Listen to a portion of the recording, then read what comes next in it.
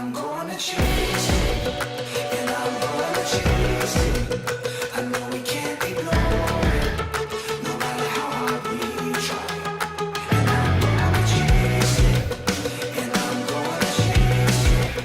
I know we can't ignore it, no matter how hard we try. Fire in my veins, I fight to gain, breaking all the rules to keep me sane.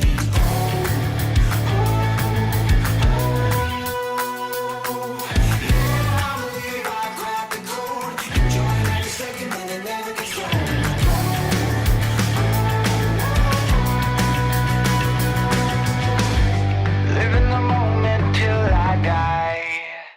And I'm gonna chase it, and I'm gonna chase it.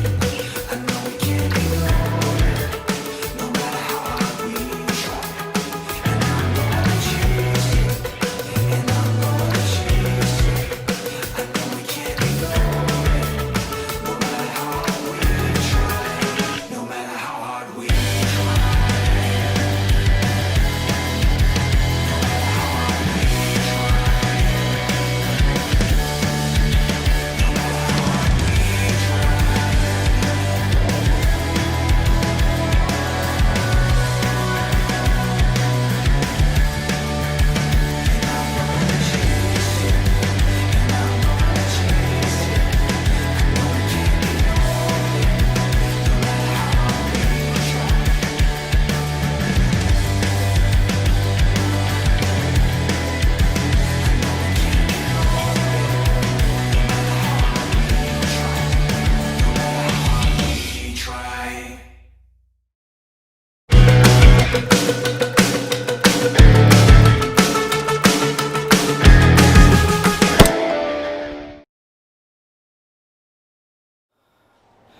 Hey guys, it's Happy birthday to you. you've warned me to do this. Happy birthday to you.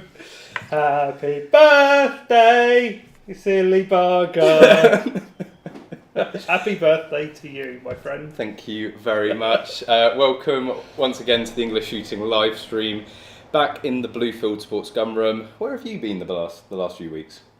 Sleeping, eating, all the good things. All the usual things. Yeah. So we're back here in the Blue Fieldsports gunroom. I'm joined here, of course, with Conners from Magload, and we have the voice of God, Alex, running all of the tech behind the camera. So I'm sure he will interject at certain points. If Alex sounds a little tinny, that'll be because he actually gave away his good microphone. So we've now rigged him up with one of the cheap ones that we had lying around. Yes, It was for a good cause. Got to help the I'm kids. sure it was. Yeah, no, it's just trying to get kids shooting, or selling guns to kids, right? That's No, we licensed children. Yes, we saw licensed. Yeah, not just giving them out like. You need a candies. license for children? You do, my friend. I think everyone should. So it's the usual setup, and if you haven't been here before, this is a chance for us to just have a general chat about anything shooting related you want. So use the chat feature of YouTube, put your questions and topics in there, and we'll try and answer them or talk We about may or them. may not pay attention to them, depending on how far on a tangent we go. And depending who you are, of course, some people will just be ignored. So thank you everyone so far for the birthday wishes. We've got a few topics ourselves, but put anything in there below. And as always, please do take the time just to give the stream a thumbs up if you're enjoying it. It really does. Yeah. Forgot to like the stream. Got to like the stream. Dislike. Oh no, it's the thumbs down. So yeah, give it a thumbs up. It does make a difference to the analytics. And if you think there's anyone that you would be interested in joining, then give it a share, drop them a message, get them to come in and say hi. Now, what did you get yourself for your birthday? Potentially an EB3. yes, yes. So complete. We're only like 2 minutes into the stream, and we're going to diverge onto cars. But That's the way we like it. Yeah, you know what else is new. So you'll all know my love, well, a shared love actually for Honda Civic Type Rs. Well, no, it's shared love for VTEC. For VTEC, yes. Because my VTEC love comes on 2 wheels. Yes, yeah. And you still have that bike, Honda Honda VFR 800. So it's that VTech Life. Basically, I'm thinking of buying not a project gun, but a project car, which is a Honda Civic Type R EP3, so one of the older versions. It's in a bit of a sorry state. I'm looking at it on Sunday, so that's a sort of birthday present to myself. But of course, you're not here to talk about cars. Unless you are, then I guess the name English Shooting hasn't really done its job.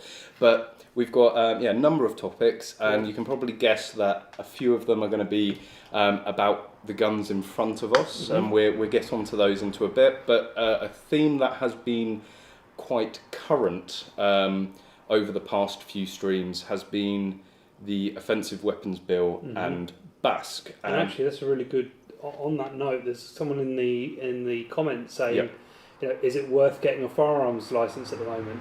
Absolutely. Absolutely. Just because of the threat, they are always constantly threatening further restrictions and further laws and bans and all that. And if you were going to give up shooting just because of the threat of a potential ban, then you would just never do it. And whilst it will pain me to say this, as we're both, you know, die-hard practical shooters, there are a hell of a lot more disciplines. You know, if they end up banning practical, that's not the end of the channel. That's not the end of shooting in the UK. If they end up banning practical, the CSR boys are going to have to watch out because we'll be joining their circuit. Or the Action Air, circuit. Although the Action Air guys got nothing to worry about from us. So yes, talking about BASC, there was a live stream with the Director of Communications and Public Affairs, Mr. Christopher Graffius. I do have to be honest and say that I think it was quite obvious. It was in a response to maybe some of the streams or videos that I've made in the past few weeks. There were certainly some subtle hints in there that I picked up on.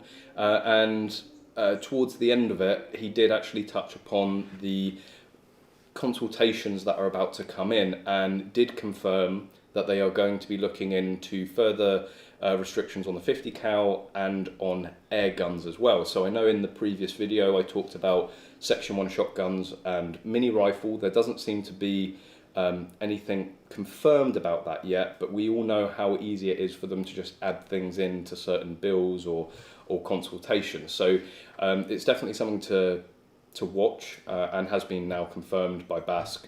They, in typical BASC fashion, have said that they're doing it, they're on it, but we're not going to tell you what that is, and we're going to, we've got it in hand. And again, I think a lack of communication. And oh, what's that, Kyle? Well, Kyle, £100 for Callum's birthday stripper fund. Do it for 50 quid. It's already unzipped. You know the rule, Conners. Yeah, there is. I think we've touched on it. There is a rule. There is actually a rule that we can't be naked in the gun room, unfortunately. But thank you very much, Kyle. That's absolutely awesome. Obviously, Kyle has gone one step further than liking the stream, so very much appreciated. And I will enjoy the strippers gladly. Yeah. But yeah, let's see what you guys are talking about. Any questions? That you guys, lots of happy birthdays, so again very appreciative of that. Sinner 2004, sorry to be Mr. Negative, but a quick question. Oh, that was the same one that you picked up on, sorry about that. The next question on from there was... So John McKee. Yep. I'm going to start in PSG, better to go pump or semi-auto. You're just trying to get us to fight, aren't you? No, actually, if you're getting started in PSG, get a semi-auto because you're going to have more fun with it. Why is that? Well, there's less to think about. So I've changed my tune on this, having watched a lot more new shooters coming through with pumps. If you've shot a lot of semi-autos, moving to a pump is difficult. If you're new to it completely, then I always recommend shooting a pump action. It's definitely cheaper to get the Top Gun as a pump than it is a semi-auto, because you're looking at twice the money for a semi-auto. So £600 plus ancillary stuff for a pump, as opposed to £1,200 for semi-auto. You can get a Stoker, etc., but I'm talking about getting the top one. Yes, you can equally compete in manual action with Winchester SXP and probably not do too badly with and actually, budget does does seem to be the biggest decider for people. Certainly, if you're thinking about going into open, budget is definitely going to be a big factor in that. Well, we'll talk about that in a bit, because you don't necessarily have to have a big budget to do well in open. No, but there is definitely a correlation. There is. But I find it interesting you saying that you'll have more fun with a semi-auto, because comparing it to cars for a second, people say that the best drivers' cars out there are as manual as they come. You know, there's just been, for any car buffs or petrol heads out there, there's been the Gordon Murray car announced. Gordon Murray designed the original McLaren F1, which has been praised as the best driver's car of all time, and he's gone completely back to basics. Manual, gearbox, a V12, 3 litre naturally aspirated. Very true, right? You know. But I'm not going to say everyone dailies a car, but a lot of people daily a car, right? It's something you do every day. It's something you're used to. Therefore, when you want to push it, you want to strive for more control. Yeah. If you're completely new to driving, is it easier to drive a manual or an automatic? That is literally the analogy. Or you could look at it the other way, which is learn with the hardest one, and then you can do everything. But pump isn't necessarily harder. Just more to think about. It's initially, for the first week, it's more to think about. So, but I think there is a certain enjoyment in hosing a plate rack that you just don't get with a pump. Okay. And that's what I mean is when I say it'll be more fun. Yeah. Like if you're a club shooter and you like shooting fast, you're not going to get faster. Well, it doesn't really hold you back, does it? You can go head to head with most semi shooters and still put them to shame. Yeah, but for someone starting out, I mean, the only difference to me and someone starting out is practice. That's the only difference. So yeah, go and try both of them out in a Section 2. You know, most versions of the Section 1 PSG guns you can get in Section 2. So maybe just go have a feel, go and have a shoot. Yeah. You know, and make up. Second-hand Benelli M2s fields are in Section 2 are not all that expensive. I always have like a saved search from Gun Trader regularly popping up for £700, which is a bit of a bargain. I mean, it'll cost you 150 quid to get it converted to Section 1, and then port job and stuff on top of that. But you know, it's a pretty good way to get started. It's a cheaper way to get into one of the best on market. I just want to say a quick thank you as well to Connor Butters, wishing me a very happy birthday. Thanks for supporting the channel with that. But yeah, sorry, you were saying? Yeah, and there's nothing stopping you getting a Section 2, doing the port job, getting your extended tube to get used to the length and everything like that, and just shooting at Section 2. Yeah. You know, there are several people that have done it. There's a kid who came in recently just to have a bit of a tune-up on a gun that we did for him. And he's shooting a Benelli M2, fully tricked out, with tube and everything. Yeah. But it's Section 2. And the second he's old enough to be allowed to Section 1, he will be shooting a Section 1. And that's something that I've very much done myself. Unfortunately, I can't go and grab it because we can't handle the guns on YouTube, unfortunately. But it has appeared on the stream in many videos, which is the Stoga M3000 that I use. I have effectively a plus 10 tube on it to simulate shooting Section 1. Now, you know, fortunately, now being a servant of Blue Fieldsports, I do get to go and test out a lot of Section 1 shotguns. So, you know, I'm getting, you know, inherently a bit of practice shooting the longer guns, you know, with the higher capacities. But for the 4 years prior to that, my only way of sort of simulating was with a Section 2. And I noticed a big difference, even though, you know, Magload makes one of, if not the lightest tube in the world. It is the lightest tube. The lightest tube. It is the lightest tube. It does make a significant difference, not just in the weight or the swing, but the length. But manipulating it around barricades. And exactly. Like that. So, you know, I'm a big supporter of making a Section 2 as legally close to a Section 1 as possible, purely for training. And we were talking to somebody the other day that was looking at getting into it, and he said, well, I don't have a firearms certificate at the moment. I don't think if it's worth me getting into practical shotgun. take it from me, you can have still as much fun with a Section 2 on PSG as you can with a It feels Section a lot 1. better when you beat everyone shooting a Section 1 when you're using a Section 2. There's that sort of Jeremy Clarkson smug grin when you beat a Section 1 shooter with a Section 2. Just like it feels really good when I beat certain open shooters with a pump action. Exactly. So that's maybe things to weigh up between the two. Not that open shooter is particularly present on the circuit anymore, but that's not really there. I think I scared him off. You'd scare most people off. I would probably scared him off because he owes me money, but that's not David Kiddle, Connor's looking like the dad from Rubbish World of Dave, Spud TV cartoon. Can't say I know it, but I'm going to assume, coming from you, Kiddle, that it's an insult, not a compliment. And it's probably something from before we were born. Yeah. So King Nothing 100, he mentioned mini rifle ranges and reloading as well. Sorry, so yes, we're going back quickly to the Basque offensive weapons bill. The mini rifle range exemption will be under review for that. And I said it. The thing is, that's got a pretty heavy defence behind it, hasn't it? The scout leaders and all that kind of thing. It's got a pretty heavy defence, but for those of you that watched that have seen the previous mini rifle video I made off the back of the article from the Times, I'm not actually against sort of tightening that up, because it's quite evident with the full metal jacket ranges that people are abusing it. It's not an if or a maybe.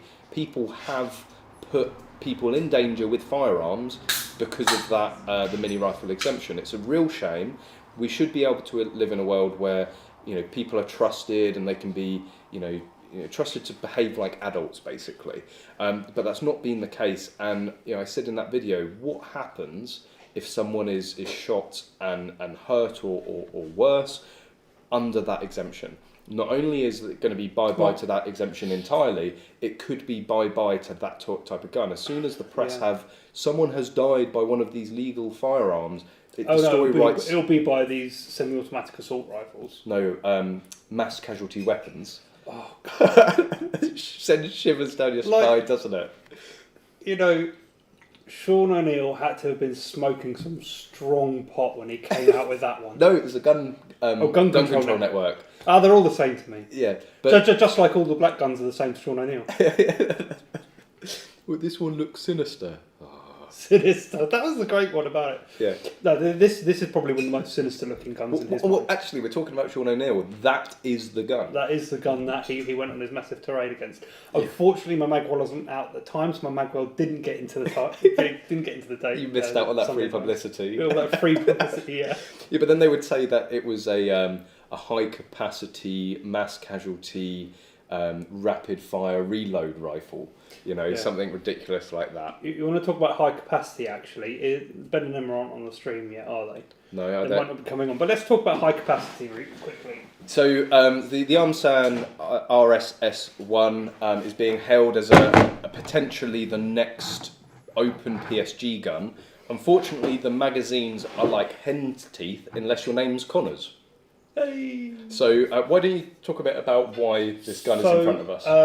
As some of you might know, we sponsor Ben Ducker, who is currently British Open champion. His wife Emma also shoots. They both have Ben's gun on their tickets, so she shoots Ben's gun at competition, but it's not really suited for her. It's built for Ben. So we have worked with Highland Outdoors in order to secure Emma an Armsan RS1, and not only that, get her some magazines, because these are really hard to come by at the moment. They're not cheap as well. No, the magazines are not, well, the 10mm magazines at least are not cheap. There are lots of cheap alternatives, and the RS1 Owners Group is a really great place to get information on cheap sources for magazines and what modifications you may need to do to them. It's normally something very small, like just file a little bit off of here or something like that. But yeah, I mean, they're great guns to get started with, especially if you want to shoot open, because £750 is the retail for these things. Generally pick them up for less, and they just work. Unlike every other box-fed gun, apart from a Dissident, they just But then work. the Dissident is always, for two reasons, an unfair comparison, because one, it isn't a really out-of-the-box manufactured gun. It's a heavily modified gun. And they're well tested before they ever see the customer. And secondly, they're £6,000. Yeah. So for someone was asking if this was an AK, this is a clone of a Sega 12, which is an AK-based 12-gauge semi-automatic shotgun. It is manufactured by Armsan through some potentially shady means, but that's neither here nor there. There are lots of theories that they could actually be using genuine Sega parts to circumvent some Russian arms embargoes. However, it is an Armsan, not Hatsan, Mike Gill. RS1, they are cracking guns. This doesn't mean that all of Armsan's guns are good. This is definitely very different to anything else that they make, because this is all stamped and pressed and cast steel parts rather than all the CNC machine stuff. Turkish in origin, but we suspect most of the parts inside might be Russian. But yeah, they are cheap guns to get started with. You can definitely be very, very competitive in open division with that and a good dot on the top. And 10-round magazines, you know, that's what you need. But so Highland Outdoors have been very, very supportive. They've sent Emma down a gun for her. They sent her down a bunch of mags, and they've also sent us. They've disposed of 2 guns to us which are out of proof. Yeah. For us to do research and development on, so I can hack away at it without worrying about. And so you're probably going to see a lot more than just the Magload magwell in future. There's probably going to be some other upgrade bits as well. We are working quite closely with Graham Guest. He is the king of racing these guns. He is keeping a lot of things quite close to his chest, but it's going to sort of be a competitive thing to see who can outdo each other. Currently he's winning. But yeah, once we start spending some time on this gun, I'm sure we can make quite a few go faster bits for it. But yeah, drum capable, absolutely yes. It does take the 25-round drum mags. It's very heavy with the drum mag. I mean, but drum mags for IPSC are not legal? For IPSC are not legal. Yeah, but for 3-gun... it's legal as long as you only put 10 rounds in it. So yeah, so it sort of negates the point, doesn't it? But then, like the NRA competitions, you can use drum mags on here in the UK. There's more, NRA 3-gun, club matches, that sort of thing. And actually I did see some news because, good and bad news on the competition front. Northcotes has been postponed till next year, which was going to be a level 3 IPSC shotgun match by the UK PSA. So that just leaves the British Masters in Dartford for September. Is likely to be the only real big competition here for practical shotgun. But in better news, the Cottesloe Heath Challenge, which is sort of the NRA's premier match of the year, that is usually held around summertime, and there was news that they're going to be holding it in October. Yeah, it sounds like Cottesloe Heath is going ahead. Mike Gill's just asking some more questions. So the gun by itself is £750 retail. Most places will sell it for less than the retail. It comes with a set of chokes and a 5-round magazine. If you are interested in getting one, of course, contact Alex at Blue Fieldsports and he will be able to get you one, no problem at all. But yeah, absolutely cracking gun to get started and open with.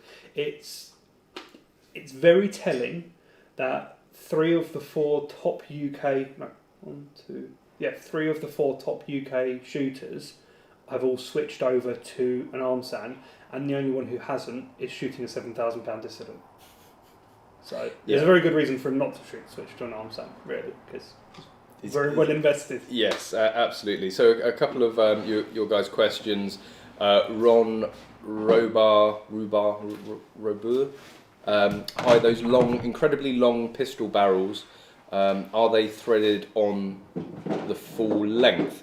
So no, they're not threaded, or do you mean rifled? So they are rifled through the entire 12-inch of the barrel, and they do have a thread on the end so that you can put on the shroud, or obviously the nut for the Magload carbon fibre shroud. They also take suppressors as well. And suppressors. So it's fully rifled down them, and it's got the thread on the end for any accessories. And Daniel Smerald, hi Daniel, thank you for. Choppy. Stream is choppy. Yeah. Oh no. Maybe it's because we're all killing the Wi-Fi here. Yeah. Too many of us streaming. Too many guns. You can never have enough guns unless you're drowning. No. Yeah, it's him nice. Okay, good. So it sounds like we are sort of up and running still. Thank you for staying with us. So Daniel Smarrell. You can go back to dinner now. Are we going to talk about the flowery shirt ban? Have you heard of this? Yeah, so this is really interesting. I don't know if this is a global IPSC ban. It's not It's IPSC. not IPSC, is it? 3-gun? No, it's PRL.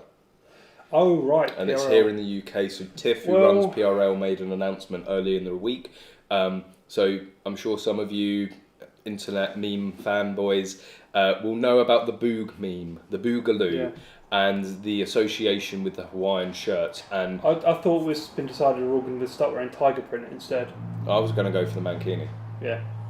But yeah, so they're banning flowery Hawaiian shirts because of their association to the big boog, the Boogaloo. I take that back, it is us, not them. Okay, sorry, it is us. It's YouTube, but there's nothing I can do about it. Okay. Okay, can you flick it down? Can you flick the stream settings? No, they're locked out once you've gone live, haven't you? Oh dear.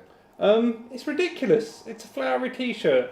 Yeah, it's not You going to know, hurt. It's not going to hurt anyone. Where do you draw the line between what is and isn't a Hawaiian shirt? I mean, unfortunately, you've got to think like the media on this one. So people like Sean O'Neill at the Times, if there are pictures of people competing in flowery shirts, and he goes out there and specifically draws the connection. Like the entirety of Team Shield. Well, yeah, but They're all running around in flowery shirts. no, don't give him the information. You know what it's going to be. It's going to be Tim up now on the front page of the Times. But they're not doing it because it's symbolic of some sort of anarchist movement. They're doing it because we keep on getting criticised for looking like So the one person that I know that had a flowery shirt. Yeah. Are you 100% sure there was no linkage there to the Boog memes? Him? Yes. No, absolutely he is. Absolutely he is. But the reason why there's a thing in IPSC of wearing flowery shirts is because we keep getting accused of combat, military, paramilitary, and all this kind of absolutely. But it doesn't help when certain people specifically have their shirt done to look like the to look like the Boog, and it's no wonder when it doesn't matter because it says Spartan refurbishing on it. Sorry, Daniel. Sorry, not sorry. But just clarify that it's only PRL though. It is only PRL. It's not IPSC or anything like that. But how long is it going to be until IPSC won't do it because they're not idiots.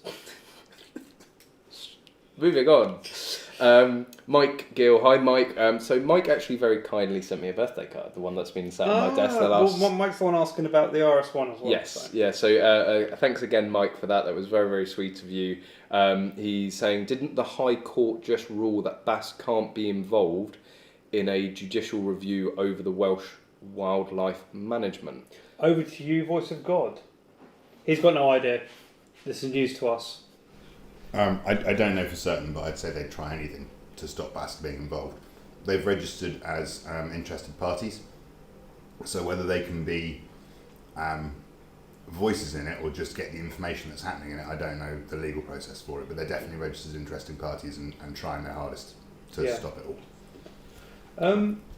Dean Moncaster, would you both lose your FAC if someone posted something bad on this live chat? No, because you would swiftly be banned permanently from the channel. Who's this? This could get taste. I left the ban hammer in the shed. Not the shed, the container. I mean, it pretty much is a shed. It's a shed, yeah. We actually have an official ban hammer now, so I've been waiting to swing it, but I've missed that opportunity because I don't have it with me. So go ahead, post what you want. You're getting a permanent ban. We don't. No, don't please. We don't take kindly to that sort of talk around here. But yes, any ill chat does get banned. Unfortunately, we do have any ill chat or anyone called Arius. He's not actually here tonight. He's given up. Wait, did I unban him?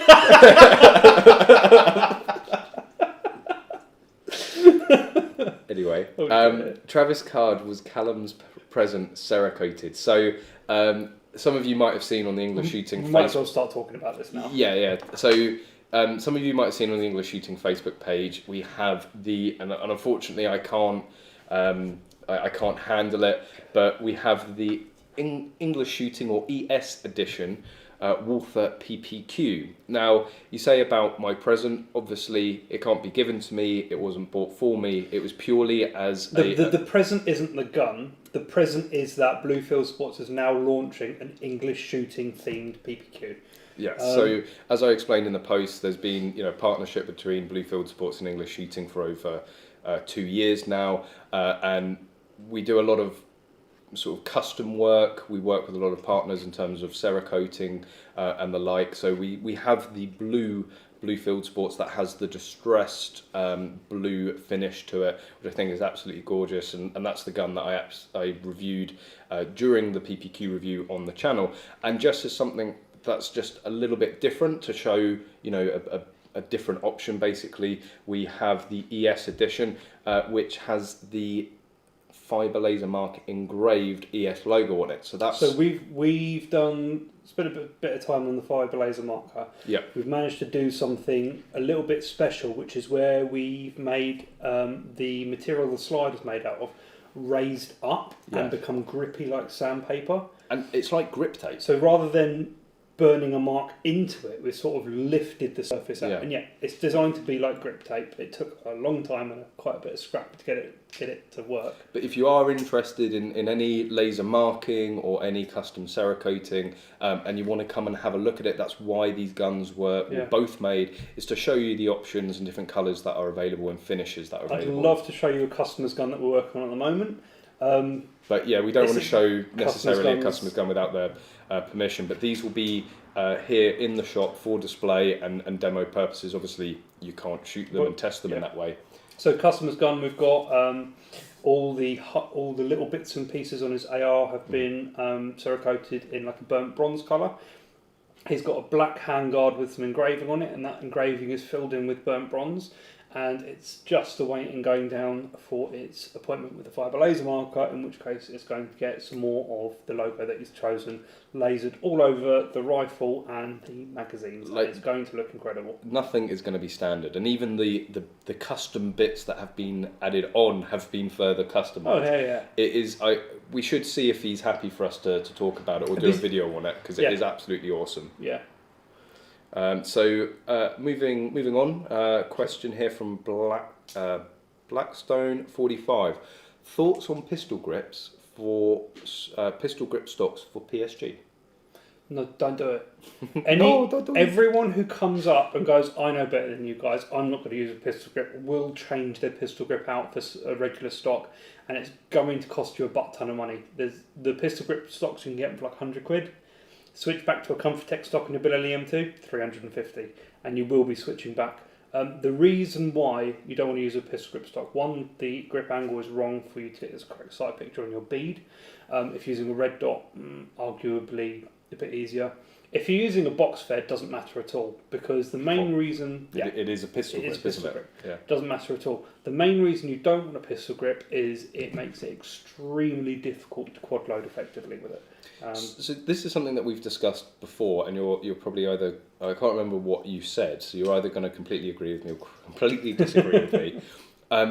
I think that shooting a standard stock, say M2, versus... if you have a plate of 10 and you have a 10 capacity standard gun and a 10 capacity open gun, I would say you can shoot faster with the standard gun because it's more natural. With an open gun, you have to aim it, whereas with a standard gun, it's all about the fit, and you get used to where it shoots. I think very much that's a question that will cause a lot of argument. Even my stream's dropping out. Yes, yeah. Can you close your streams down? We need the chat. Yeah. Pause the video. Okay. But I think it pauses the chat too. No, it won't pause the chat. Right. So someone who's well practiced with it will be able to outshoot someone with a standard gun. No doubt about it. Yeah.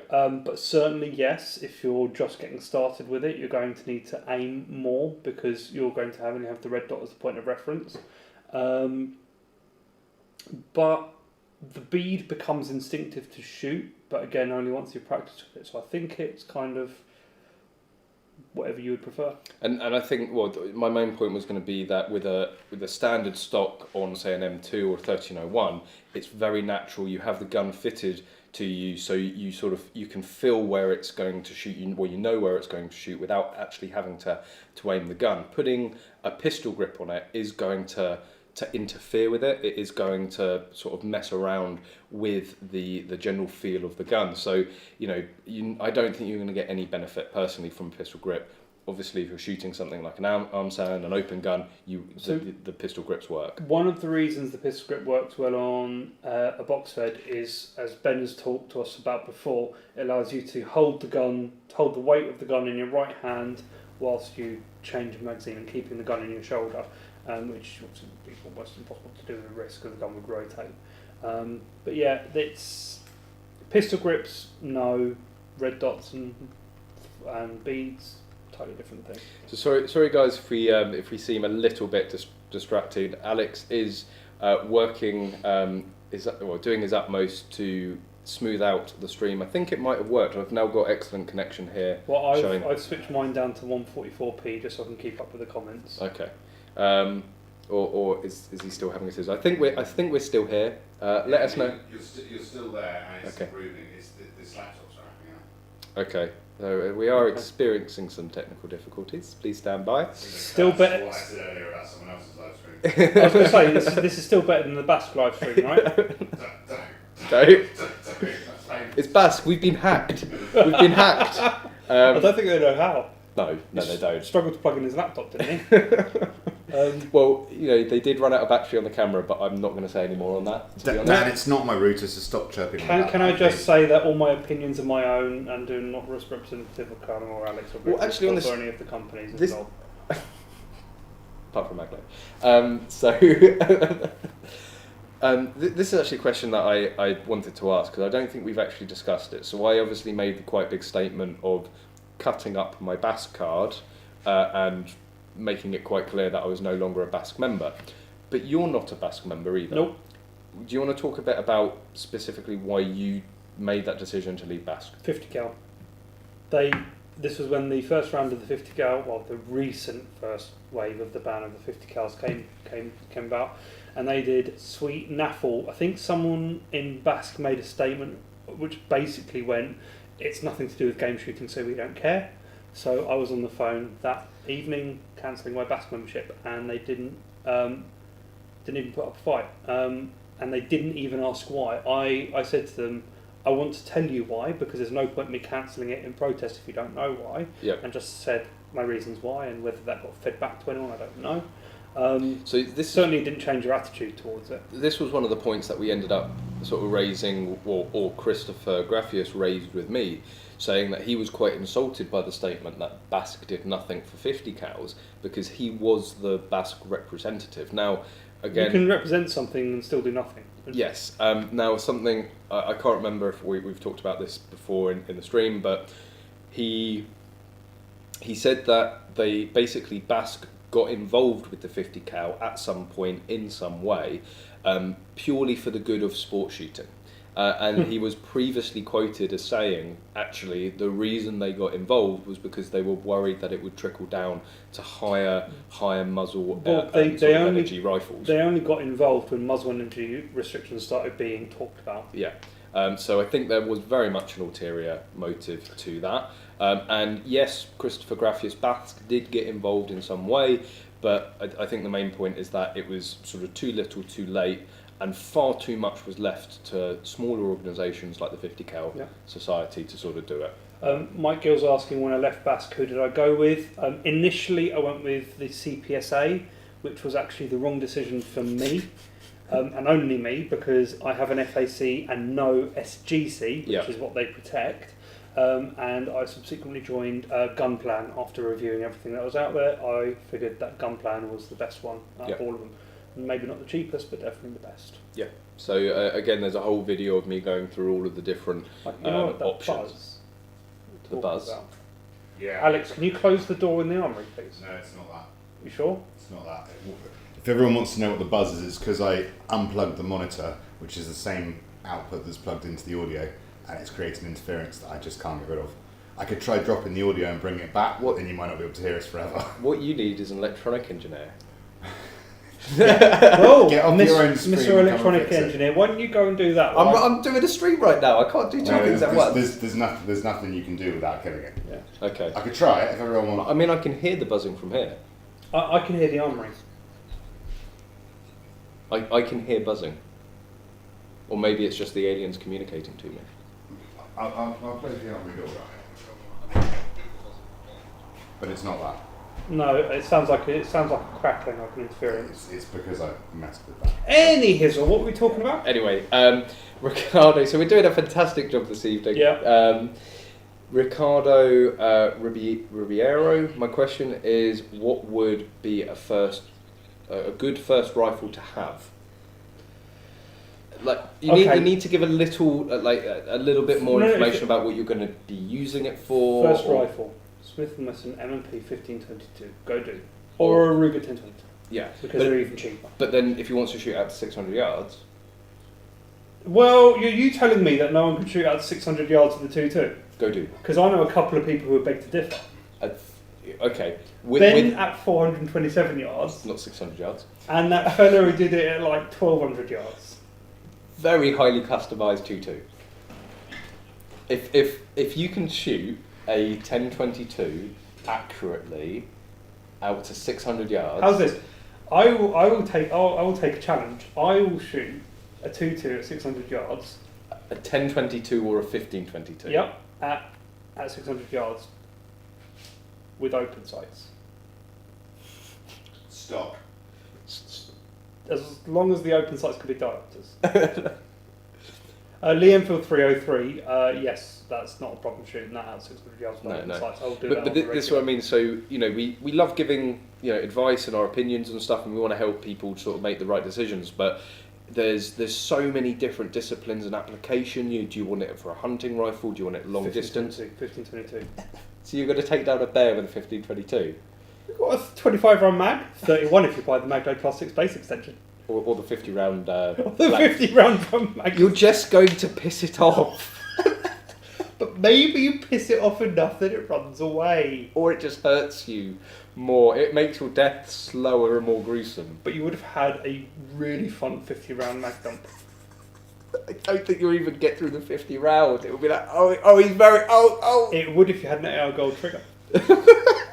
And your name's Ben Ducker. Yeah. It's insane. But anyway. I wonder at what point Ben's going to shoot so fast that the shot timer stops picking it up. Is he not already there? Pepsi is right here, Daniel. Are you okay, Daniel? Is everything all right with you? No, nothing's wrong with right with any of us. If we're going to be completely, It's very hot. it's very hot. See, I'm sticky. I'm sticky. The stream's sticky. But yeah, let us know how we're sounding, how we're looking. Don't tell us how we're looking, please. That's just not.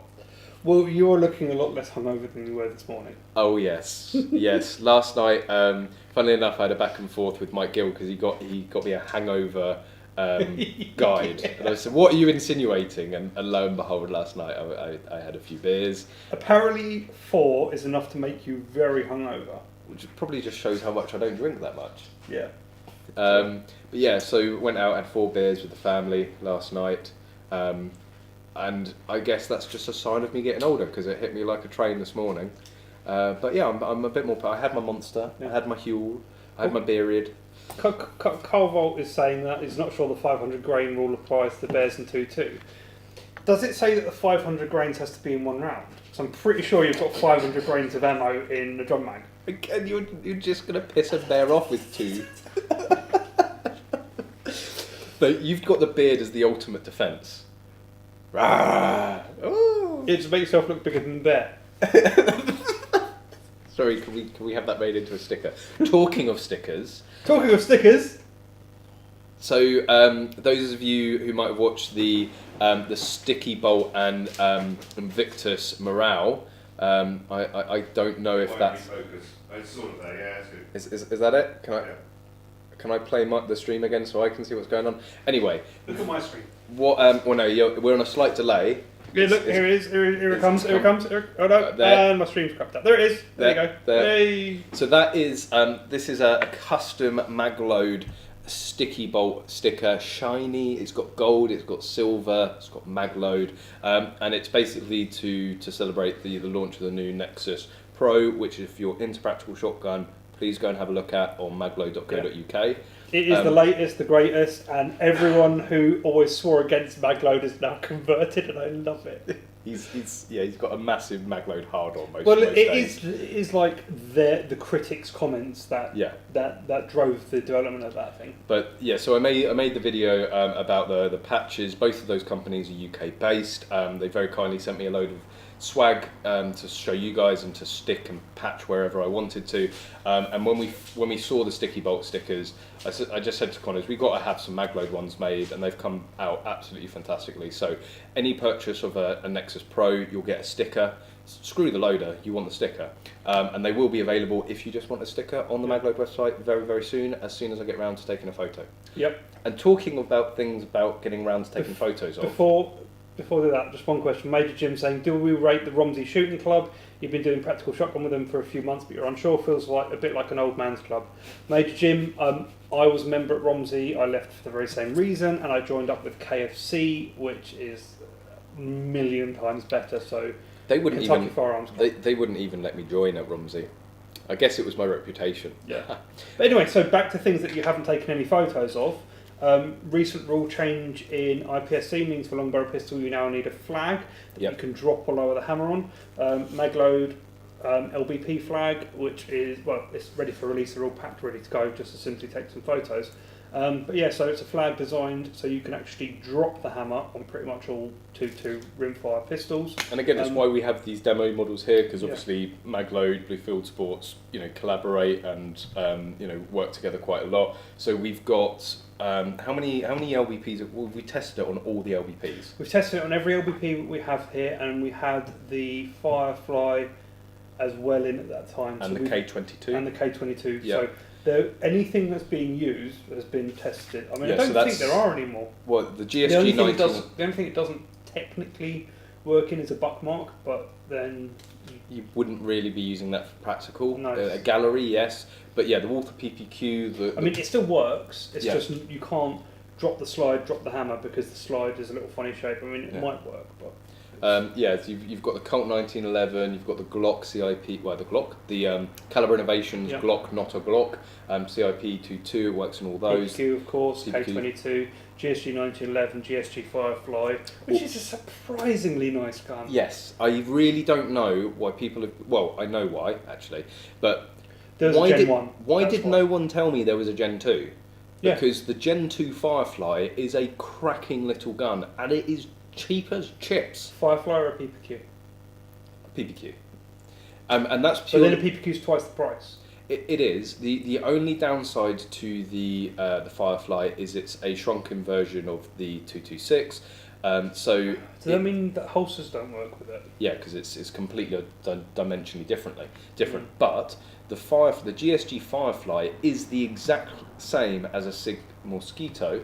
So if you were to get a Sig Mosquito holster, it would fit that. Yeah.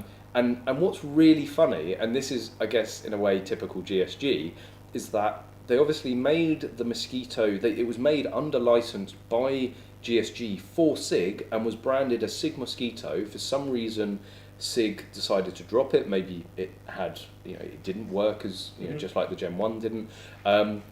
They released the Gen 1 Firefly that had a horrid reputation. That's why I never had any interest in going near them. And then they brought out the version 2 or Gen 2. Gen 2, yeah. And it's a Sig. It's a Sig Mosquito. It runs well. It feels super high quality. I mean, for the GSG 1911, it does feel like a £450 gun. The Firefly doesn't. The Firefly, I would say, is in the same, maybe just below the same level of quality as a Walther. Yeah, it's and half the price. Really nice. The only reason I wouldn't go for it over the PPQ, and I think there are still, I'd probably actually go. This is a proven competition and league-winning gun as well. It is. It's not even about, say, the proof of the gun, but it's the controls. The Mosquito, well, Well, it's a 226. Yeah, the Firefly being a Mosquito, which is a scaled version down of the 226, is a combat pistol, right? So the controls are for combat. It's meant for your army. It's meant for police. It's not meant for competition, and it will hold you back. There's some of the controls just aren't. Do bear in mind, if you have a manual decocker fitted to your pistol, you must use it. Yeah, so it does just create more complexity. It will slow you down a little bit. With the PPQ, there's nothing on it. It's the trigger, which has the safety on it, so you don't have to worry about the safety. And you've got 2 massive slide releases on it. It's just great. I love it. It's just a really rapid gun out of the box. Let's see what happens when the Zenith comes on board. But there is talking of more Magload things. Actually developed for the Met Police. This is a 223 breech flag, which is specifically designed to fit in all AR style chambers. Again, this is like our 221. This is a Picatinny mount RS rail clip-on. Hole in the middle for your keyring should you need it. These will all be on magload.co.uk. These will all be on the website. So these are ready to go. They will be. They will be ready. They will be on the website. Check back tomorrow.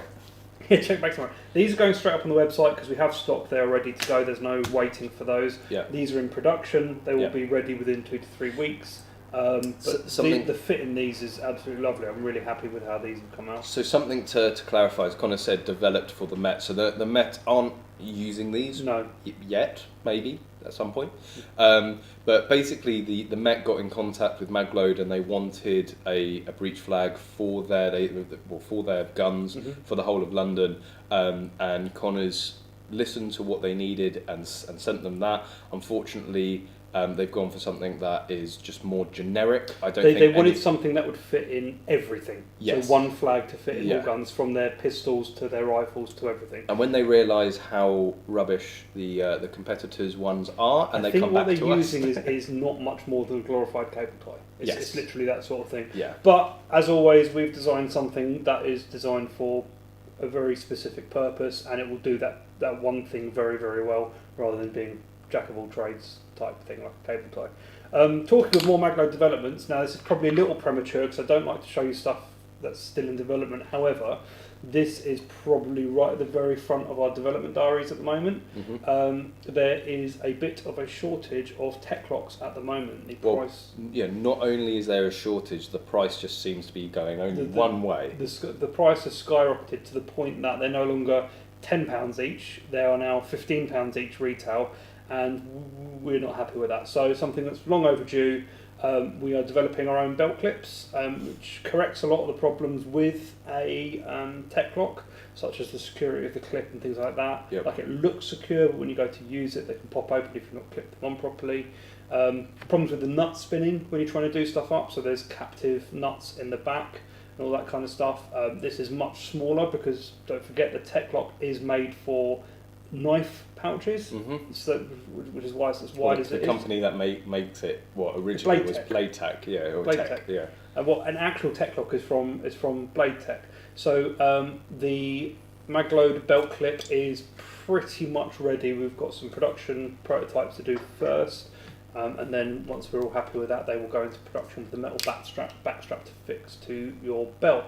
And these are going to be $9.99, and I'm happy to sell it at that price.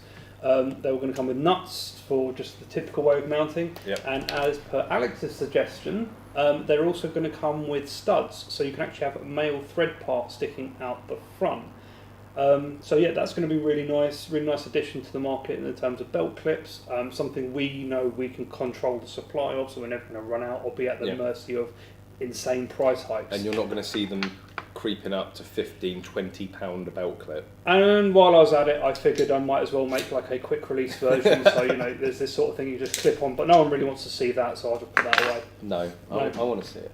It's working really nicely. It's got like a really nice, like, solid click to it now. So this looks quite familiar, actually. You want to mention it. Click. And that's just the prototype. These things are rough as you like. They are, for me to test fit and function, they don't look anything like the finished product. They're really, really rough. Although some companies are happy to release stuff made like this as their main product. Down, boy, down. Even H&S are doing it, although admittedly their FDM is much higher quality than ours because we are obviously pushing the machine fast to get drafts out rather than production. Yeah, that's never going to be sold like Not that. in a million years. No. But yeah, there are some other UK companies that can just go and do one. But yeah, so we've got the belt clips coming. We can 3D print those belt clips. These are 3D printed, Michael. These prototypes are 3D printed. Well, the final ones will be 3D printed, but this is done on a machine that costs probably about £1,000. The production ones are going to be done on a machine that costs about £150,000. Yeah, so you can imagine the difference in quality and you know the same. If you can see the magwell here on the arm stand, be careful not to touch it. As soon as I touch it, we will implode, and YouTube police will come down from helicopters. It's the same material as the magwells, as the loaders, as a lot of. On that topic, Mike Gill, of what do you think about 3D printing gun parts? I own a business that does it. So that's a no. It's a definite no. David Kiddle, have you seen the POF Rebel 22 combined bastard child of an AR/1022? No, I haven't. Does sound a little bit interesting, so I will have a look into it. Something that David actually wanted me to touch on during the stream, just to sort of test the waters. I know there's so many of us that have been disappointed with the lack of shows this year. Obviously we had the British Shooting Show being very early in the year, and everything else has been contacted. Kiddle is currently looking into putting on like an October show. We that sort of give us something for the back end of this year. So if you'd be interested, if you're watching now and you would be interested in a show later on this year, then just let David know. Put a yes in the comment section, or yes, I'd love a show. Personally, I'd love a show. We'd all love to be able to go to a show. It's where you get to meet some great people, catch up with old friends and stuff like that. So I'd be all for it, but he just wants to test the water and see if anybody would be ready for it. Obviously, there would be various restrictions and guidelines due to COVID, but if it can be done, David will try and do it. Point Blank Simulator, Paul from Point Blank Simulator. Hi, thanks for joining, Paul. Good to see you. Daniel asking if we're still on for October. So of course we are at present still booked on to go out to America in October, out to Kentucky. We have quite an epic road trip planned. Obviously, I'm not going to say that it's 100%. Although David, who is organising the trip, is saying yes, we are. He is absolutely adamant, come hell or high water, we will be going out there. So the trip is still going on. If the flights will happen, if the US will let us in, those are potentially some of the concerns. But again, if David can make it happen, he will make it happen. So I'll still continue to be excited, and obviously we'll watch the situation closely. Bless you. Thank you. You haven't got the Rona, have you? Ah! Social distancing. No. I've definitely caught more than coronavirus there. Catalytic catalytic converter, right? No, it's catalytic. Oh god, that's. Bravo. I like it. You've just royally screwed me up with my my lack of speak. Is it legal to shoot targets in the back garden with an air rifle? There's a video on that. Absolutely. Go back through the channel. It was a recent video done It's not during. that recent. Probably like 2-3 months ago. Okay, 2-3 months ago, I did a lockdown, building a lockdown range. Now, it doesn't necessarily have to be for lockdown. There are tips and tricks that are applicable to building, a range in your garden, an air gun range in your garden during any period of the year or period of pandemic. So go and check that out. But yes, it's 100% legal to get into air guns in your back garden. The only thing I would have to say is be wary of your neighbours. If you're on good terms with your neighbours, let them know. The last thing you want is for Jesus. Yeah, I just saw that as well. The one SAS, English Democrats for you two guys. Jeez, thank you very much. That's I don't recognise your username, but thank you for dropping by. Thank you for joining the stream, and thank you for supporting the channel. That's Carl. You've been picked for once. It's not competition. Like no, it's not. No, It's not a competition. definitely not. But yeah, so building a range, things you've got to be mindful of. Your neighbours. If you're out there in the back with a gun, they might be, they might not come and talk to you and just phone the police. And even if you're doing absolutely everything right, having the police round is never a good thing. It will go on some sort of mark on your record. So just talk to them. Just say, look, I'm going to start shooting some air guns in the back garden. It's all completely safe and completely legal. Unless you look like me, then don't go. If you look like me, and you go and tell them you're going to start shooting guns in your back garden, you might as well just call the police on yourself. Yeah, don't wear a backpack either. Yeah, don't run through Wimbledon station wearing a backpack looking like me. That's not a good day. Anyway, moving swiftly on. On a note on the law of shooting air guns in your garden. Yeah. The main rule to abide by is do not let any of the pellets leave your premises. Yep. Okay, you can't shoot over a fence, you can't shoot into the air, you have to capture And fences all are not bulletproof. Or No, bulletproof. don't use a fence as a No. backstop. No, fence is not a backstop. And also be wary of how far away you are shooting from a footpath or a road. Is it 50 metres or 50 foot? 50 feet. It's 50 feet. It's 50 feet. So 50 feet from a path. Do bear in mind there could be a path that runs behind your back fence. Yes. Do bear in mind that if your house is less than 50 metres deep and there's a road directly in front of it and your back garden is within 50 feet, or like 10 feet into it might not Use Google Earth, right? You can go on there, Yeah. it's free. You go on to Google Maps, you select Earth. They actually have a point-to-point measuring tool. I didn't actually show this in the original video, but I did that for my back garden. I went to the road, and it's the centre of the road.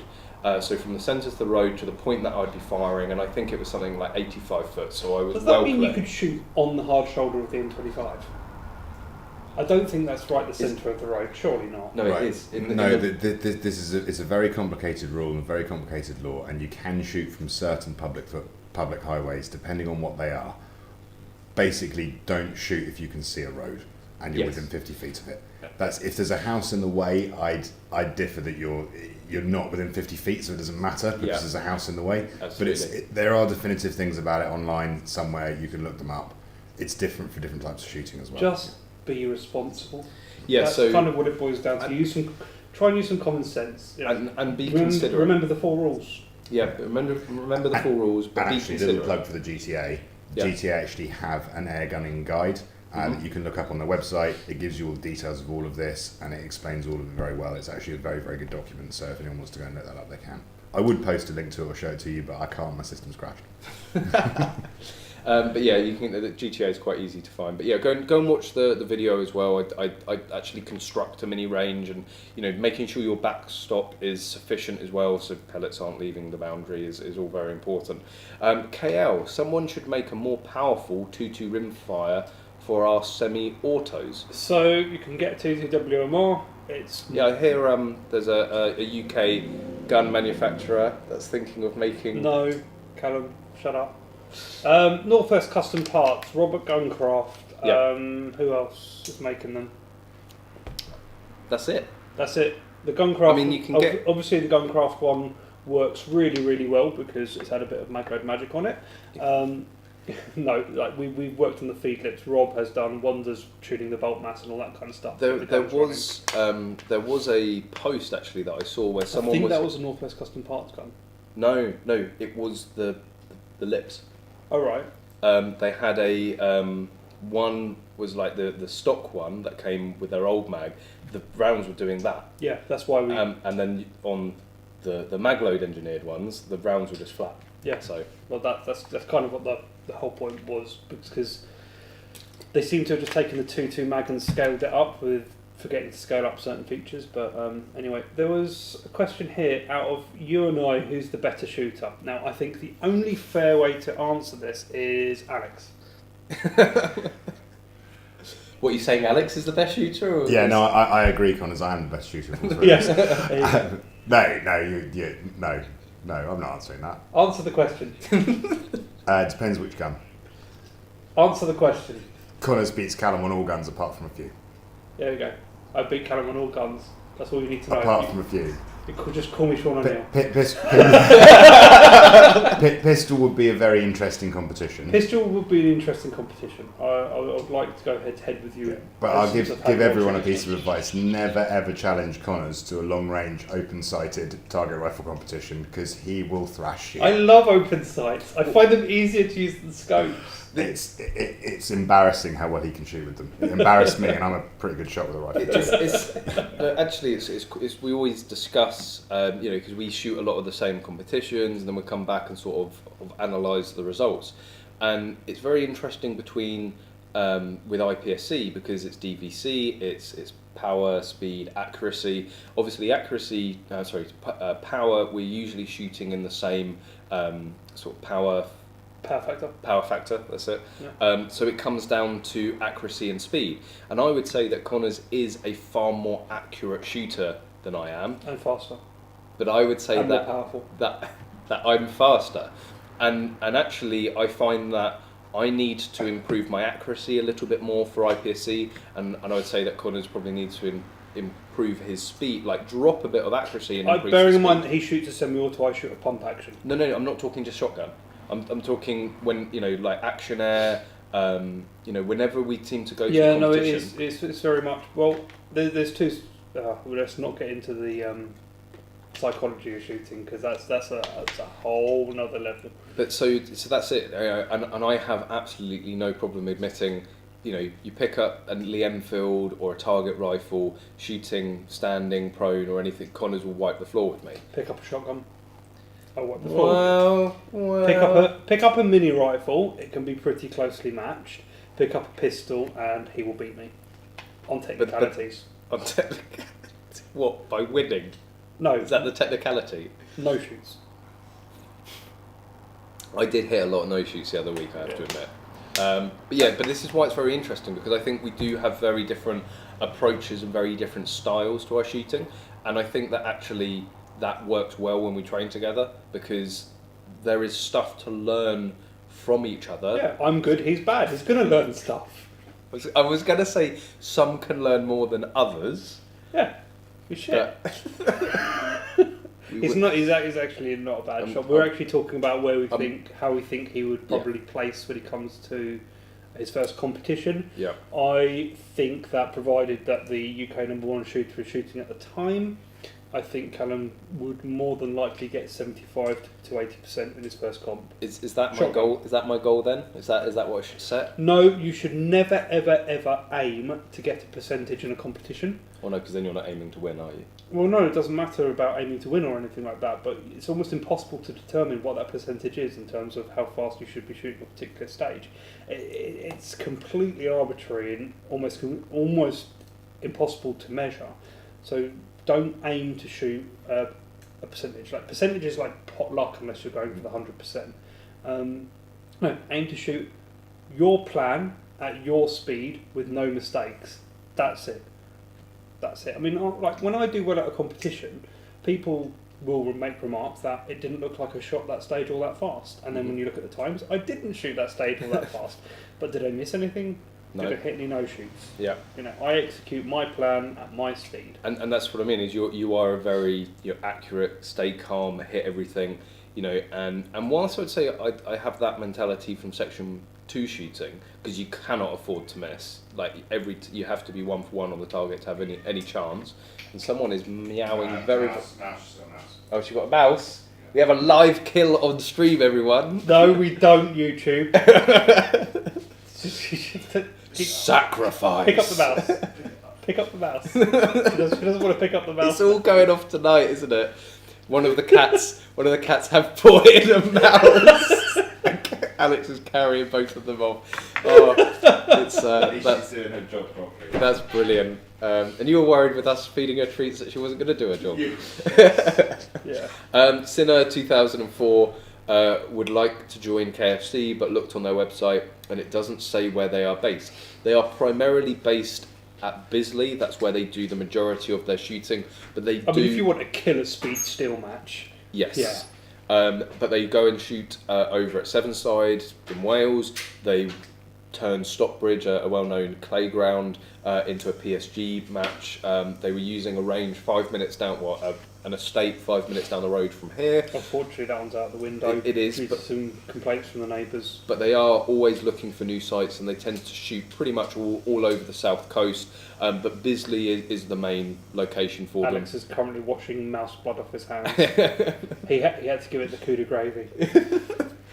he didn't. The cat had already done Yeah, it. the cats are pretty swift when they get onto a Yeah, mouse. so the two cats, obviously everyone's seen Narlo, probably haven't seen Pixie quite so much, but Alex got them as mousing cats, and we saw last week Pixie, the younger of the two, catch 3 mice in the space of 45 minutes. Like, Yeah. They are doing their job. Well, Nala will actually sit the offices that we're in. They're based on sleepers, which slightly protrude, and she will be sat on the corner, and you can tell she's in stalk mode. She's just waiting for that mouse. Yeah. And they are rapid fast. She got a bat once. Did she? Yeah, I went in to get Alex or show Alex something, and I go to open the door, and there's this bat on the mat. and it is for legal reasons. It may or may not have been a bat. My cats don't kill endangered species. Can you help that though? No. You can't. There's nothing in law that prevents you doing it. You can't. The cats are out doing what they do. Well, so it's the same thing with hounds and foxes. Yeah. You know, it's illegal to go and take your hounds fox hunting, but if you happen to be taking a pack of hounds out and they pick up a fox, at the end of the day, they're animals. You know, and again with endangered birds, you know, if a bird flies out in front of a lorry, you know, If a bird flies out in front of that cat. it's actually going back on the topic of shooting. It's one of the things that Packham should look into. The way to save the majority of the wildlife birds in the UK would be to kill all the cats. No, you out! Out! They kill more wild birds than anything else. Domestic cats do than anything else. Yeah, I prefer cats over people, so I'm against that. But then Chris Packham was once Callum's a quoted. cat. What For you the love- purposes of this conversation. I don't like where this is going. You're a pussy. Oh no. No, I know what you're thinking, and yes, I will squirt. I wasn't even going to go there. Oh, that cat. How long are we staying on tonight, by the way, guys? Another 15, I think. 20 minutes, Yeah. isn't it? Yeah. 9 o'clock. Yeah. Why are you thinking of ending it quickly? Right. Depending on where that went with the cats. Oh God. Yeah, moving swiftly onwards. Why don't you tell them about your birthday present? Yes. So this was very much a birthday present. Definitely the best birthday present. Come from the best person. I mean, who From gets yours. someone a fucking gun for their birthday? I didn't. No get, effort. Is what I say. I didn't get him a gun for his birthday. No. No. Pimped out a gun for my birthday. But this, Connor's very kindly got this for my birthday, and no, it's not just because I've got big hands. Got big hands. I don't know if you can see that. Yeah. That should be it. Back a bit. Yeah, there you go. So it's definitely something I'm going to have to keep close to plasters because I have such a reputation of injuring myself. Bring it back. I'll show you. So you can probably guess what it is, but it's an AR-15 assault scalpel. Semi-fully automatic with 2 clipazines. And in my hands, definitely a mass high casualty capacity weapon. mass casualty clipazines. I'm definitely going to mass cut myself with this. This is so. Here we go. It would just be justice if you cut yourself with it on stream. So you've got your upper, your lower receiver. lower receiver. This is why with I a build the stock. guns you don't. Yes, I know. And you've got your upper and the barrel, which has a scalpel in that. And we do use scalpels every single day. Well, for this sort of stuff. My scarred hand will attest to that. And you can clip it in. I haven't got fully used to it yet. It's in there. I've got to press that in. You actually have to sort of press the grip or the trigger. I'm being an absolute flid here. I'm going to cut myself live on stream. There you go. So then it clips in, and you've got an Allen key screwdriver that screws in to become the barrel, and then you've got a Phillips head and a flathead magazine that clips in. and then it's a multi-tool in the shape of an AR-15. Sean O'Neill, run for your life. It's a multi-purpose, semi-fully automatic, high-capacity clipazine mass casualty weapon. So yeah, 30 caliber carbine. and it comes in this little sort of pelly case. It's absolutely awesome. Far too cool to actually use, but it's something I'm definitely going to have fun cutting myself with. Daniel Smerrill, this is UK legal. It's under 3 inches. That's what I tell all the ladies. Yeah. Yeah, It's I'm not- specifically a UK legal carry knife. But anyway, is it? Yes. The blade is under 3 inches and it's non-locking. Right, that's going It is a UK legal carry. Actually, does it fit in the... So Steve Jobs, eat your heart out. This little pocket isn't for an iPod. It's for your fully automatic clipazine scalpel. There we go. How cool is that? Yeah. But yes, thank you very much again, buddy, for that. Yeah. Yeah, so... Is it a bullpup?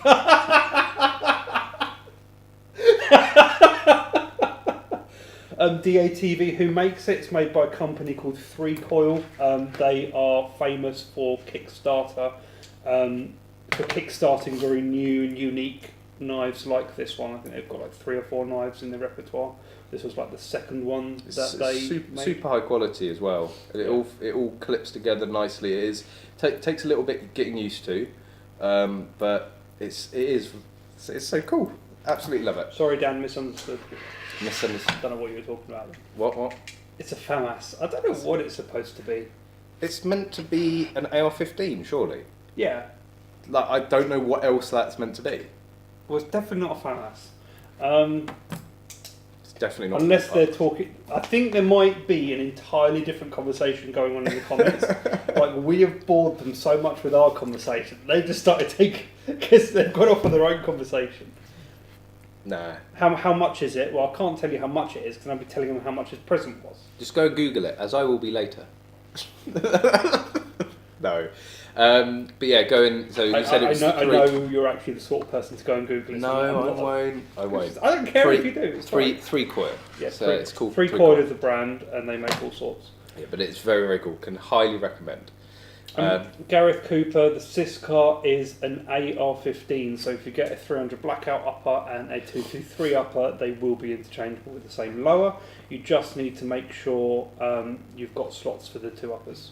But yeah, it's the best way to have like a modular setup. You have a long range setup, a practical setup, and all that kind of stuff.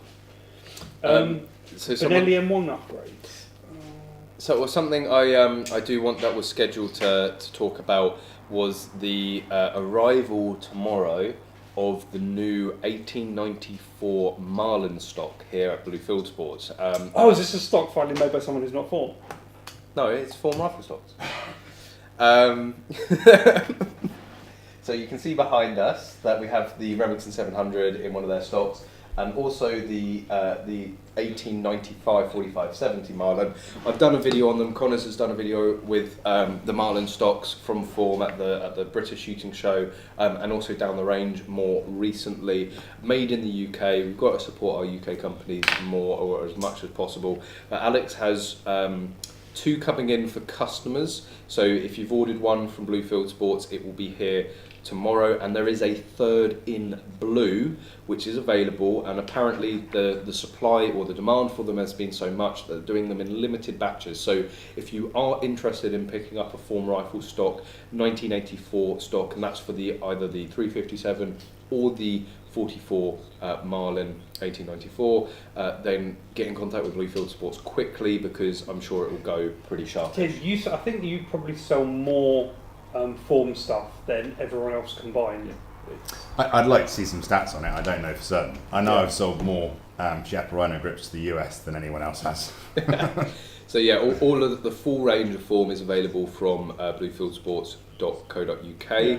So yeah, go check it out if you're interested in any of their equipment. Quickly, I just want to come back to the M1. Yeah. The M1 is the predecessor to the M2. A lot of the M2 upgrades fit the M1.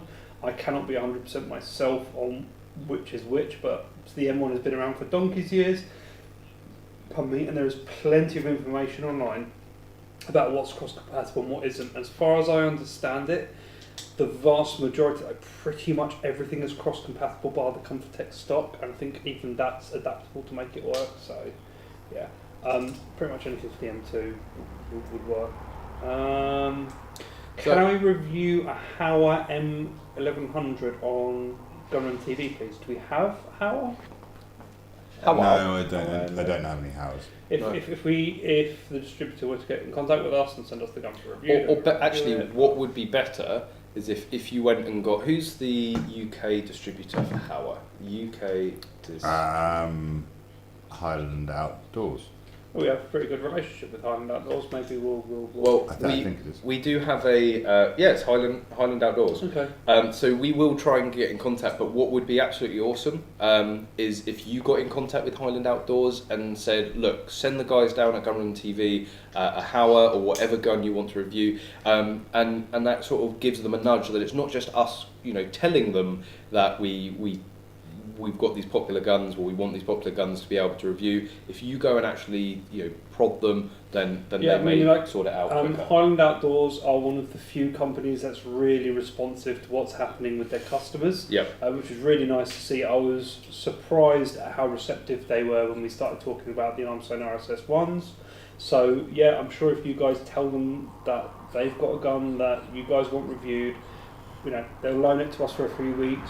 We'll shoot it, film it, review it, and tell you guys all about it. I'm sure that shouldn't be a problem. And again, I'm sure you guys have been seeing with English Shooting, there's been a load of really great subscribers and viewers of the channel that very kindly travelled quite significant distance across the country to bring guns for me to review.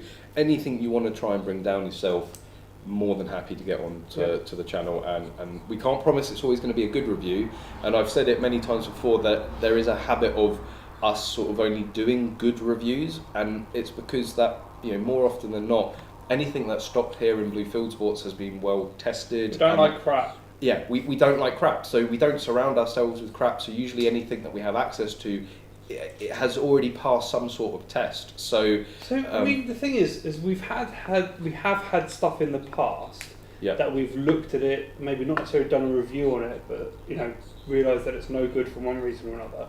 How interested would you guys be in hearing about some of these bad reviews we've got? I mean, it's not going to please the people who sent us the stuff. We have to be very careful with our suppliers as well. Well, it's like some of the stuff that you got sent, those bits and pieces. Well, I still need to review them. I will do a review of it. So actually, what happens a lot with the bad reviews, let's say, is actually not there's not full disclosure. So there was one gun in particular that it was sent down, and we ended up giving them the benefit of the doubt and gave them some time to fix it, and they did. By which point the sort of hype had fallen, and there were other guns that we wanted to review, and that's what happened. Because at the end of the day, there's a load of people that all of you guys that take what we say about the guns very, very seriously. And there is a responsibility to make sure what we are saying about it is correct. So when there is a bad review, we want to make sure that it's absolutely, it's not just a one-off, a manufacturing issue or just one particular dud gun, that it is a general issue throughout all of that product, and it's just generally a bad product. So, a lot of the times we will work with the manufacturers and say, look, we don't like it, and if this is how it's going to be hitting the shelves, it's going to be a bad review. And they go, okay, what was wrong with it? What did you find? And they go back and change it. So, there is a lot of work between, but we never, we won't tell you a gun is absolutely fantastic when it isn't, and we won't tell you that gun is bad when it isn't either. It's probably not unfair to say that the reason why you don't see bad reviews is it's not wrong for us if we've got something that's bad. We don't like slating other companies. No. So we just won't put the review out. We have had guns where we've reviewed them. But that doesn't necessarily mean that if a gun hasn't been reviewed on the channel that it's bad. No, it doesn't. No. But it doesn't mean that because you see only good reviews that we only do good reviews of anything we get sent. There are things we film. We have a bad review of it, so we don't put it out because we don't like to slate the company. Yeah. Sometimes we feed back to them, they feed back to us. Sometimes we feed back to them and hear nothing of it. I know there are some channels that make their business on the bad reviews and saying how crap stuff is. Yep. That's not how we play it. We are here for the betterment of the sport, so we want to show you the good kit. Why would we show you the bad kit? And at the end of the day, we only have so many hours in the day. we want to be shooting the good stuff. Like, we don't want to, because we will get a gun in and we'll spend half a day down the range with it without any cameras. And it's sort of at that point that if it's jamming, if it's not working, we don't want to invest the time of taking all the camera gear down to the range and getting set up to just film a bunch of issues. So we will usually abandon a potential review well before we actually get the camera gear out, because we only want to be showing the stuff that we actually enjoy shooting, really. Yes, probably for balance we should show you some of the absolute atrocities that are out on the market. There are some, but we do one talk of which about is on the them. wall of the gun. Moving It on wasn't swift. an atrocity. It's just it was nothing special in a market that's dominated by something else. We should probably take it off the wall. Should Oh, probably okay. take it off. Yeah. I don't want to take it off the wall. Well, Okay. and actually, on a serious note with the Howards, the reason there's none in here is because I've never shot one, so I'm not going to finish to say it's a bad gun, but it is the entry level, Yeah. cheapy, and for 400 quid more, you're into a Remington. And It's a lot of money. I know it's a Alex. lot of money. I know but if you're looking longevity and looking, I haven't heard anything spectacular. If you want about a that. high quality gun that's going to last you ages, that's going to be like the best gun you've ever had, and it's going to be cheap as chips. Just go and buy an old Amstrad 64. yeah, exactly, Yeah. and that 50 exactly. quid, you could have a gun that's going to last you another 60 years. It's more accurate than anything else out there on the market, and don't care if you get it scratched and stuff. Exactly, and there's some people that will go out, they'll spend their shooting Don't buy careers. the Amstrad 54s. No, those are for me. You out of those you can things. go and spend your whole shooting career with like a 50 quid 1022. It's not necessarily about the amount of money you put into a gun. It's about what it does for you and if it does the job that you want. 357 even. Magnum Plinkster Society. I'm supposed to be shooting for the Team GB in the Warrior Games in Texas if the COVID 1984 lets us. Do you want a brand ambassador? So I'm sure you're talking about Magload. If you want to drop an email to info@magload.co.uk, we'll be more than happy to review you. If it's bad, you'll never see the light of day. I just want to have a quick. So there is something I wanted to say on the stream, Yeah. and we do have only 5 minutes left. Friend of mine, John Axe, is a top-level IPSC shooter. He is contender for world champion. He has written a book. He is selling this himself through Amazon. This is The Three Circles. It is a shooting psychology book. Now, this is available through Amazon. Please go and buy it and have a read. It is. Or just wait 24 hours because We will also, because we are supporting John. We are also going to be selling it through Magload, and it's basically a complete guide to practical shooting from John Axe's point of view. Mm-hmm. So even if you think you absolutely know, even if your name is Jerry Michalak, you can always learn something. it's actually something I say to a lot of people when I'm teaching them. At the very least, doesn't matter who's talking to you, just have a listen, because they might come out with something you've never heard before, and you might learn something new, no matter how experienced or how inexperienced they are. What? So I mistyped. I'm an idiot. Yeah, so you need to tell me that.